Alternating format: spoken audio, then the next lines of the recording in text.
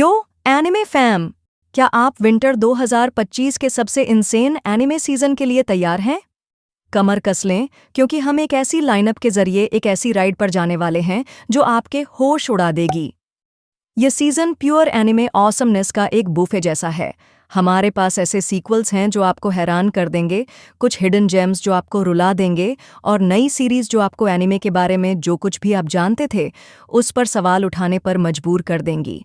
चाहे आप एक हार्डकोर ओटाकू हों या एक कैजुअल व्यूअर, यहाँ कुछ ऐसा है जो आपके दिल की धड़कनें बढ़ा देगा, आपके इमोशंस एक्सप्लोड होंगे और आपकी वॉच लिस्ट भर जाएगी। さっき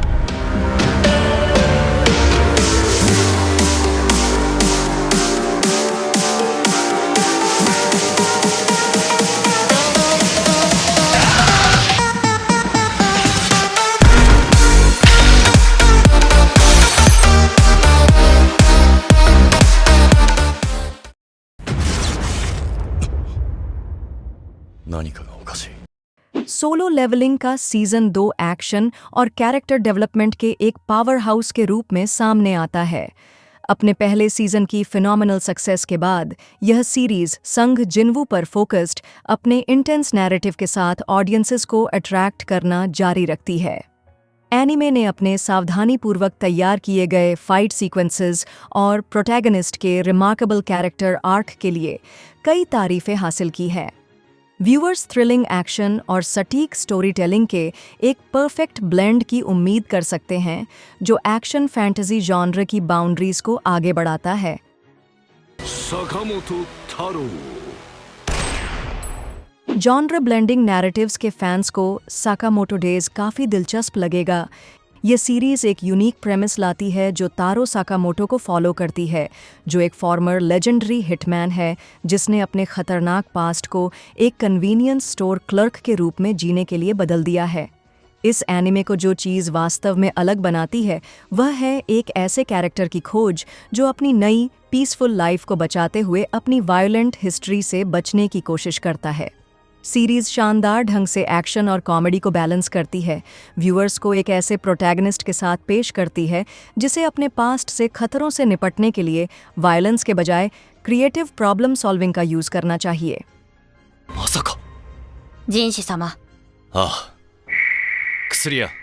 द अपोथेकेरी डायरीज सीजन 2 एक बेहतरीन सीरीज बनी हुई है जो मिस्ट्री, ड्रामा और हिस्टोरिकल इंट्रीग का एक बेहतरीन ब्लेंड पेश करती है। एक इंपीरियल पैलेस में सेट ये शो इंट्रिकेट कैरेक्टर इंटरैक्शंस और एक नैरेटिव के जरिए खुद को अलग करता है जो व्यूअर्स को लगातार गेस करने पर मजबूर करता है। ह्यूमर और टेंशन का परफेक्ट बैलेंस बनाए रखते हुए कॉम्प्लेक्स प्लॉट लाइंस को बनाने की इसकी एबिलिटी इसे उन लोगों के लिए एक मस्ट वॉच बनाती है जो इंटेलिजेंट स्टोरी टेलिंग को अप्रिशिएट करते हैं। Why did you find out? Doctor stone science future एक और एक्साइटिंग सीक्वल है जो स्टोरी टेलिंग के जरिए साइंटिफिक इनोवेशन को सेलिब्रेट करता है।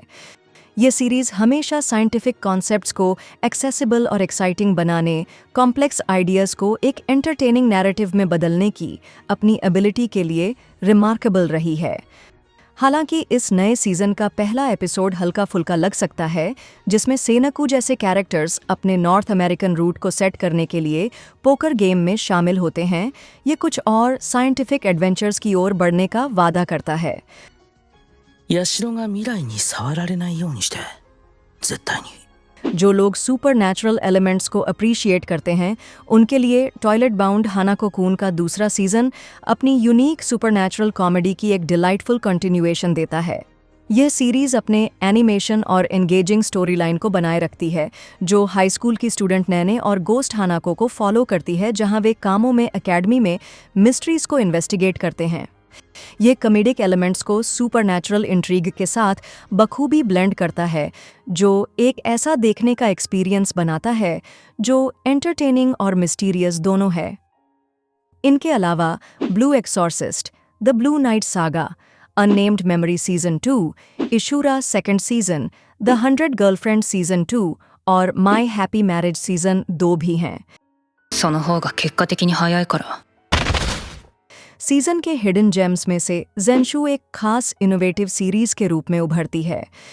यह ओरिजिनल एनिमे नात्सुको को फॉलो करता है, एक एनिमेटर जो खुद को अपने प्रिय बचपन की एनिमे की दुनिया में ले जाती है।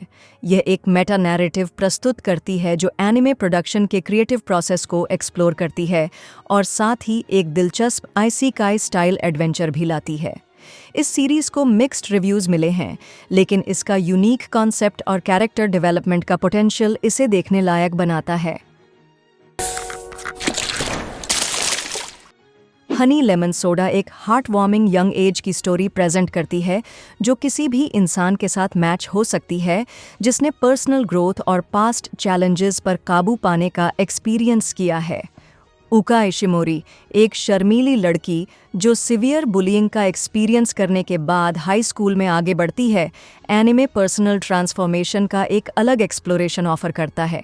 उका और उसका आउटगोइंग क्लासमेट काई म्यूरा के बीच का रिश्ता करेज और कनेक्शन ढूंढने के बारे में एक टचिंग नैरेटिव सामने लाता है। ここを通らせてほしいんだ。 ऊबल ब्लैट एक dark and intricate fantasy series के रूप में उभरती है जो व्यूअर्स की ट्रेडिशनल हीरोइक नैरेटिव्स की एक्सपेक्टेशंस को चैलेंज करने का वादा करती है। एनिमे कोइनाजेल पर बेस्ड है जो एक मिस्टीरियस यंग तलवारबाज है जिसकी प्रेजेंस ही आतंक और इंट्रीग को जन्म देती है। एक ब्लैक सोर्ड को चलाना जो वाइड स्प्रेड रूमर्स का सब्जेक्ट बन गई है। कोइनजेल एक कॉम्प्लेक्स प्रोटैगनिस्ट को रिप्रेजेंट करता है जिसका असली नेचर मिस्ट्री में डूबा हुआ है। यह सीरीज हेरोइज्म और वेंजेंस के बीच ब्लर्ड लाइंस को एक्सप्लोर करके खुद को अलग करती है। एक ऐसा नैरेटिव पेश करती है जो सिंपल गुड वर्सेस ईविल के ड्यूअल से परे जाता है।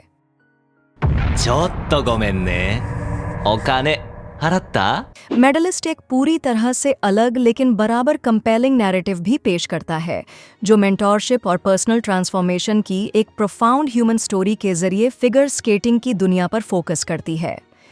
यह सीरीज त्सुकासा अक्यूराजी को फॉलो करती है जो एक फॉर्मर सोलो स्केटर है जिसने खुद को एक आइस डांसर बनने के लिए समर्पित कर दिया है, और इनोरी युइत्सुका एक 11 साल की लड़की जो स्केटिंग के लिए एक्स्ट्रॉर्डिनरी पैशन रखती है, भले ही उसे बताया गया हो कि उसने बहुत देर से शुरुआत की है। मेडलिस्ट को जो चीज़ वास्तव में खास बनाती है वह है इसकी पोटेंशियल और परसिविरेंस की एक्सप्लोरेशन है। त्सुकासा इनोरी में अपने आप को देखता है एक ऐसा इंसान जिसके पास बहुत पैशन है लेकिन लिमिटेड अपॉर्चुनिटीज़ हैं। उसे अपने अंडर में लेकर और उसे मेडलिस्ट बनने में मदद करने का वादा करके वह अपने खुद के छोड़े हुए सपनों का सामना करता है और एक नया पर्पस पाता है।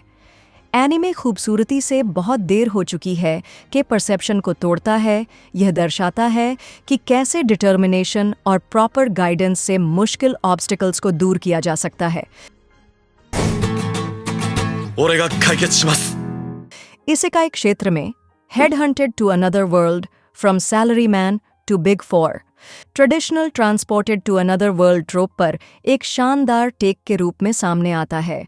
एक टिपिकल ऑफिस वर्कर डेनोसुके उचिमुरा खुद को एक डीमन ओवरलॉर्ड द्वारा बुलाया हुआ पाता है और उसे हेवनली किंग्स में से एक के रूप में पोजीशन का ऑफर दिया जाता है। इस सीरीज को जो चीज़ यूनिक बनाती है वह एक फैंटेसी वर्ल्ड में जिंदा रहने के मैकेनिज्म के रूप में कॉरपोरेट स्किल्स का यूज़ करने का इसका क्लेवर प्रेमिस है जो वर्कप्लेस डायनामिक्स पर ह्यूमर और सोशल कमेंटरी दोनों देती है। एक और शानदार isekai entry possibly the greatest alchemist of all time है जो ताकुमी इरुमा को फॉलो करती है, एक एक्सीडेंटल हीरो जो एक पैरेलल वर्ल्ड में आता है। बैटल और ग्लोरी की तलाश करने वाले ट्रेडिशनल प्रोटैगनिस्ट्स के विपरीत ताकुमी एक मंडेन क्रिएशन स्किल चुनता है। इसका ट्विस्ट, उसकी कमियां एक पावरफुल एबिलिटी बन जाती है जिससे वह होली स्वॉर्ड से लेकर उड़ने वाली शिप्स तक सब कुछ बना सकता है। यह सीरीज कम्बैट के बजाय क्राफ्टिंग और मर्चेंट गेम प्ले पर फोकस करके टिपिकल पावर फैंटेसी नैरेटिव्स को बदल देती है। お前がいつまでも倒されないから。 वर्कप्लेस फैंटेसी के रेल्म में I may be a guild receptionist but I solo any boss to clock out on time traditional fantasy narratives पर एक हिलेरियस और रिलेटेबल ट्विस्ट ऑफर करता है। Alina Clover her overworked employee की frustration को दर्शाती है, जो एक सिंपल गिल्ड रिसेप्शनिस्ट से एक सीक्रेट डंजन कॉन्करिंग हीरो में बदल जाती है। सीरीज वर्कप्लेस बर्नआउट के यूनिवर्सल एक्सपीरियंस को शानदार ढंग से पकड़ती है, इसे एक फैंटास्टिकल लेंस के जरिए री इमेजिन करती है, जहां प्रोफेशनल चैलेंजेस को हल करने का मतलब वास्तव में मॉन्स्टर्स से लड़ना है। यह वर्क लाइफ बैलेंस की एक कॉमेडिक एक्सप्लोरेशन है जो इसकी फैंटेसी सेटिंग से कहीं आगे तक गूंजती है। From bureaucrat to villainess, Dad's been reincarnated. एक सिविल सर्वेंट केनाजाबुरो टोंडाबाइशी खुद का ग्रे सोमवरग्ने के रूप में पुनर्जन्म पाता है, जो एक ऑटोम गेम वर्ल्ड में ड्रिल हेयर्ड विलनेस है। ये प्रेमिस अकेले ही कॉमेडिक गोल्ड का वादा करता है, लेकिन सीरीज और भी गहराई में जाती है। ये पता लगाती है कि ब्यूरोक्रेटिक डिसिप्लिन और फैमिली ओरिएंटेड वैल्यूज़ की लाइफ टाइम एक टीनेज नोबल वुमन के एग्जिस्टेंस में कैसे ट्रांसलेट होती है। यह शो अडेप्टेशन का एक शानदार कैरेक्टर स्टडी बन जाता है, जो एक मैच्योर प्रोटैगनिस्ट को प्रेजेंट करके जॉनर की एक्सपेक्टेशंस को चुनौती देता है, जो अपनी नई लाइफ को शांत और ब्यूरोक्रेटिक माइंडसेट के साथ अपनाता है, जो ट्रेडिशनल विलनेस ट्रोप को पूरी तरह से बदल देता है। 二人とも結婚しなさい。 इस सीजन में कॉमेडी और रोमांस जॉनर्स बराबरी में शानदार हैं। I am getting married to a girl I hate in my class में साइटो और अकाने के साथ एनिमीज से लवर्स बनने की स्टोरी को दिखाया गया है, जो दो हाई स्कूल स्टूडेंट्स हैं जिन्हें एक अरेंज मैरिज के लिए मजबूर किया जाता है। उनकी शुरुआती म्यूचुअल डिसलाइक पोटेंशियली हार्टवार्मिंग और ह्यूमरस रिलेशनशिप डेवलपमेंट के लिए स्टेज सेट करती है, जो व्यूअर्स को एंटरटेन करने का वादा करती है। おはよ Medaka Kuroiwa is impervious to my charms romantic खोज का एक डिलाइटफुल रिवर्सल प्रेजेंट करता है। स्कूल की सबसे चार्मिंग गर्ल मोना कवाई खुद को मेडाका कुरोइवा से पूरी तरह फ्रस्ट्रेटेड पाती है, जो एक ऐसा लड़का है जो उसके ओवरवेलमिंग कैरिज्मा के बावजूद नॉर्मल रहता है। उनके इंटरैक्शंस एक हिलेरियस बिल्ली और चूहे का खेल बनाते हैं, जो ट्रेडिशनल रोमांटिक एनिमे ट्रोप्स को चुनौती देती है। Romantic comedy I have a crush at work modern relationship dynamics की एक चार्मिंग स्लाइस पेश करती है। यूई मित्सुया और मासुगु तातेशी वर्कप्लेस रोमांस के डेलिकेट डांस को रिप्रेजेंट करते हैं। उनका रिश्ता प्रोफेशनल कंट्रोल और पर्सनल पैशन का एक परफेक्ट ब्लेंड है। यह सीरीज एक कॉलीग के साथ प्यार में पड़ने के रोमांचक और नर्व रैकिंग एक्सपीरियंस को दर्शाती है, जो एक प्रोफेशनल एनवायरनमेंट में रोमांटिक फीलिंग्स को नेविगेट करने के चैलेंजेस और खुशियों का रियलिस्टिक पोर्ट्रेयल दिखाती है। अपने म्यूचुअल अट्रैक्शन को मुश्किल से मेंटेन करते हुए उनका स्ट्रगल एक ऐसा नैरेटिव बनाता है जो एक साथ ह्यूमरस और वास्तव में हार्ट वार्मिंग है।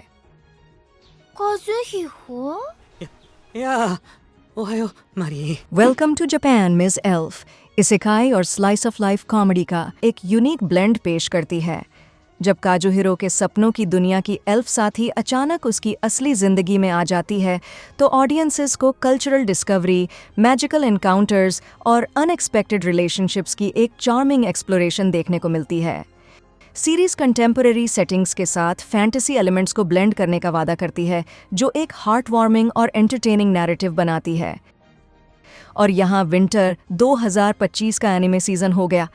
हमारे पास एक्शन, कॉमेडी, रोमांस, फैंटेसी और इनके बीच की हर चीज़ है। आप किस एनिमे को लेकर सबसे ज़्यादा एक्साइटेड हैं? नीचे एक कमेंट करें, लाइक बटन दबाएं और भी ज़्यादा एनिमे कंटेंट के लिए सब्सक्राइब करना ना भूलें। अगली बार तक खुश रहें और एनिमे देखते रहें।